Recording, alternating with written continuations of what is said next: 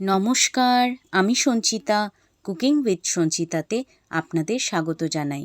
শীতকাল মানেই নানা রকম শাকসবজির সম্ভার, আর তার সাথে নানা রকম রান্নাবান্না। আর শীতকাল মানেই বিশেষ আকর্ষণ হলো নানা ধরনের পিঠে খাওয়া। আজকে আমি আপনাদের সাথে তারই মধ্যে একটি পিঠে রেসিপি শেয়ার করছি। আজকে নিয়ে এসেছি গুড় পিঠের রেসিপি। গুড় পিঠে একদম অত্যন্ত সহজভাবে আজ আপনাদের সাথে শেয়ার করব। বানানো যতটা সহজ, খেতে কিন্তু সত্যিই অসাধারণ। একবার এইভাবে অবশ্যই ট্রাই করে দেখবেন, এটা আমার অনুরোধ রইল। তো চলুন প্রথমেই দেখে নিলাম। আমি আতপ চাল ভিজিয়ে রেখেছিলাম 500 গ্রাম। সেটা সারা রাত্রি ভিজিয়ে ভালো করে ধুয়ে নিয়ে আমি জল ঝরিয়ে একটা ছাঁকনির মধ্যে রেখে দিয়েছিলাম। 15 মিনিট জলটা ঝরে যাবার পর এরকম একটা পরিষ্কার টাওয়েলের মধ্যে আমি চালটাকে এরকম পেতে ভালোভাবে শুকিয়ে নিচ্ছি। প্রায় 1 ঘন্টা এরকমভাবে রেখে দেব, তাতে টাওয়েলের মধ্যে পুরো জলটা টেনে নেবে আর চালটাও ভালোভাবে শুকিয়ে যাবে। 1 ঘন্টা পর দেখুন চালটা এরকমভাবে শুকিয়ে গেছে, একদম ঝুরঝুরে হয়ে গেছে। চালটার মধ্যে লক্ষ্য রাখতে হবে যেন কোনো প্রকার জল না থাকে। একদম ভালোভাবে চালটাকে শুকিয়ে নেবেন। চালটা শুকনো হয়ে গেলে এরপর চলে আসছি পরের স্টেপে। দেখুন চালটা কেমন ঝরঝরে হয়েছে, এরকমভাবেই চালটা শুকিয়ে নিতে হবে। এরপর অল্প অল্প করে চালটা মিক্সিং জারে নিয়ে খুব ভালোভাবে আমি গুঁড়ো করে নেব। চালটা গুঁড়ো করে একটু লক্ষ্য করে দেখবেন চালটা যেন একদম মিহি গুঁড়ো হয়, তাতে গুড় পিঠেগুলো খেতে বেশি ভালো লাগবে। চালটা আমার গুঁড়ো করা হয়ে গেছে। হাতে করে দেখুন এরকমভাবে দেখে নিচ্ছি চালের মধ্যে যেন কোনো চালের দানা না থাকে। ভালোভাবে একদম মিহি করে গুঁড়ো করে নিয়েছি। সমস্ত চালটা গুঁড়ো করে নিতে হবে। শীতকালে তো নানা রকম পিঠে খাবেনই, একবার আমার পদ্ধতিতে অবশ্যই এইভাবে গুড় পিঠে বানিয়ে দেখবেন। স্বাদ কিন্তু মুখে লেগে থাকবে। আজকে আমি এই গুড় পিঠে বানানোর জন্য আখের গুড় ব্যবহার করেছি। এই আখের গুড়টা পরিমাণে 400 গ্রাম। আমি 500 গ্রাম আতপ চালের জন্য 400 গ্রাম গুড় ব্যবহার করেছি। আপনারা চাইলে গুড়টা একটু কমও ব্যবহার করতে পারেন, আপনারা যেরকম মিষ্টি খাবেন। আর তার সাথে নিয়েছি 1.5 কাপ পরিমাণে জল। জলটা অ্যাড করে এরপর খুব ভালোভাবে মিশিয়ে নিয়ে গুড়টা একদম ফুটিয়ে জাল দিয়ে নিতে হবে। দেখুন জাল দিয়ে যখন গুড়টা এইরকমভাবে একদম একটু চ্যাটচ্যাটে ধরনের হয়ে যাবে, তখন জানতে হবে গুড়টা একদম রেডি হয়ে গেছে।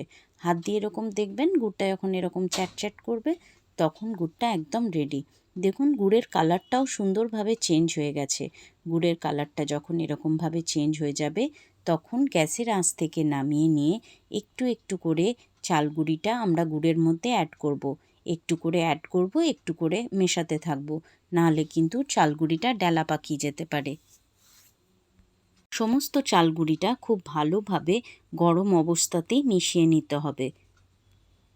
চালগুড়িটা ভালো করে মেশানো হয়ে গেলে এরপর আমি এখানে অ্যাড করে দেব, যাতে গুড় পিঠেগুলো একটু নরম হয় তার জন্য এখানে আমি ব্যবহার করছি ছোট বাটির 1 বাটি পরিমাণ আটা।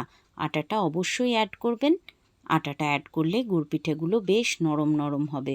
সমস্ত উপকরণগুলো খুব ভালোভাবে মিশিয়ে নিয়ে এরপর একটা পাত্রের মধ্যে তুলে নিয়ে আমি ঠান্ডা করে নেব।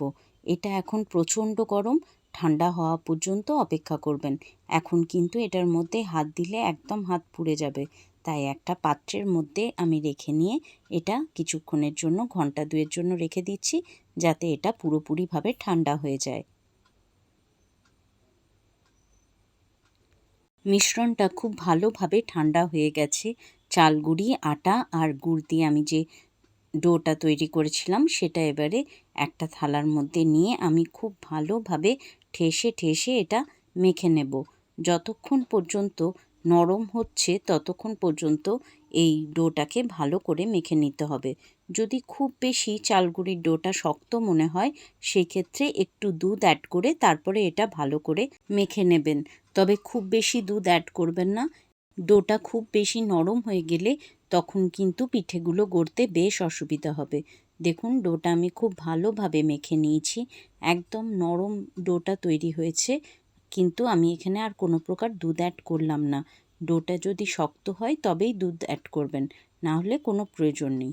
এরপর একদম ছোট ছোট করে আমি লই কেটে নেব পিঠে বানানোর জন্য। দেখুন আমি এরকম সাইজের লইগুলো কেটে নিয়েছি। আপনারা ছোট বড় নিজেদের পছন্দ অনুযায়ী লইগুলো কেটে নেবেন। সমস্ত লই কাটা হয়ে গেছে। এরপর দেখুন আমি চলে আসছি পিঠে বানানোর প্রসেসে। একটা কথা মাথায় রাখতে হবে, এই পিঠেটা বানানোর জন্য গুড়ের পরিমাণটা একদম মেপে পর দেবেন, নাহলে কিন্তু একটু বেশি পরিমাণে গুড় হয়ে গেলে বা মিষ্টির পরিমাণটা বেশি হয়ে গেলে পিঠেটা কিন্তু তেলের মধ্যে দিলেই ছেড়ে যাবে। তাই পরিমাণটা একদম আমি যেমন ইউজ করেছি সেরকমভাবেই ইউজ করবেন, নাহলে কিন্তু পিঠেটা ভালোভাবে তৈরি হবে না। দেখুন হাতের তালুতে নিয়ে আমি একদম ছোট ছোট সাইজের লইগুলো দিয়ে এরকমভাবে পিঠেগুলো করে নিচ্ছি।